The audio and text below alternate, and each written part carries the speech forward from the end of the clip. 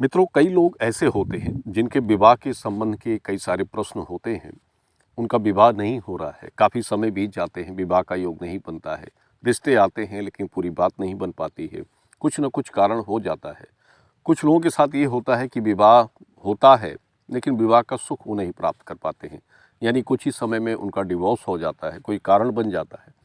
देखिए, जन्म कुंडली किसी व्यक्ति की होती है तो उसके जन्म कुंडली में लग्न का स्थान कुछ ग्रहों से दूषित होता है तो वो व्यक्ति विवाह के योग को प्राप्त नहीं कर पाता है। खासकर जन्म कुंडली का 7वां भाव अगर किसी दूषित ग्रहों से, नीच ग्रहों से ग्रस्त होगा तो उस जातक का विवाह जल्द नहीं होता है और काफ़ी उम्र जब निकल जाती है तो विवाह के योग भी खत्म हो जाते हैं। जैसे एक उम्र के बाद आप के साथ कोई विवाह करने के लिए तैयार नहीं होगा, वो चाहे स्त्री हो या पुरुष हो। इसके लिए सबसे ज़रूरी तो यही होता है कि जन्म कुंडली की व्याख्या करनी होती है।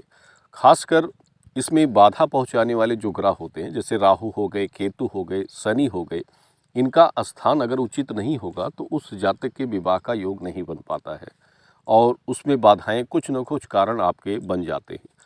इसके उपाय भी होते हैं और इसके ऐसे उपाय हैं जो विवाह के योग को बनाते हैं और अगर सही ढंग से वो जातक उपाय कर लेता है तो 3 से 6 माह में या 1 वर्ष में उसके विवाह का योग बन जाता है। हालांकि इस संबंध में हमने कई लोगों को व्यक्तिगत रूप से बताया है और कई लोगों का योग भी प्राप्त हुआ है, लेकिन ज़रूरी ये होता है कि पहले उसके लग्न की समीक्षा की जाए। देखिए, इस वीडियो में हम आपको कुछ राशियों के बारे में बता रहे हैं कि कुछ ऐसी राशियां हैं जिनके लिए इस वर्ष में विवाह का योग बनता है, लेकिन जैसे लग्न के हिसाब से राशि दशा और विषुवंतरी दशा क्या कहती है, उस हिसाब से उस राशि के लिए विवाह का योग बनना चाहिए। ये हमारा एक बनाया हुआ आंकड़ा है और उसको हम आपको बता रहे हैं।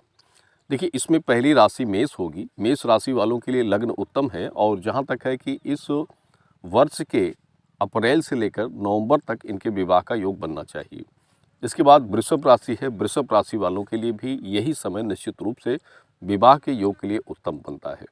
इनका भी विवाह का योग इसी वर्ष में बनना चाहिए। और इसके बाद तुला राशि होगी। तुला राशि वालों के लिए भी नवंबर और दिसंबर सबसे योग्य समय बनेंगे विवाह के लिए और इसमें इनकी शादी जहां तक है निश्चित रूप से हो जानी चाहिए। 2023 के प्रथम लग्न में भी इनके विवाह का योग बनना चाहिए। इसके बाद सिंह राशि है। सिंह राशि वालों के लिए भी सबसे उत्तम योग समय बनता है विवाह का और हमें जहां तक है कि 100% इस वर्ष में इनकी शादी का योग बनना चाहिए।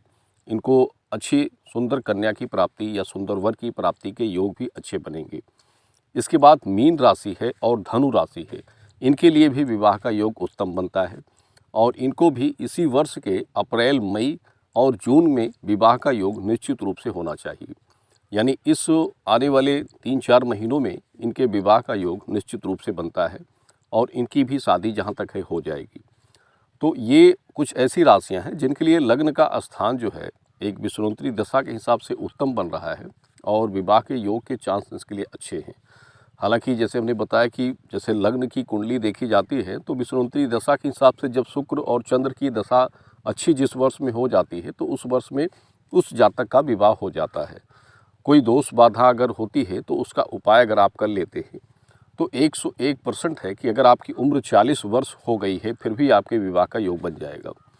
तो ये हमारा एक व्यक्तिगत जो अनुभव है वो हम आपको बता रहे हैं।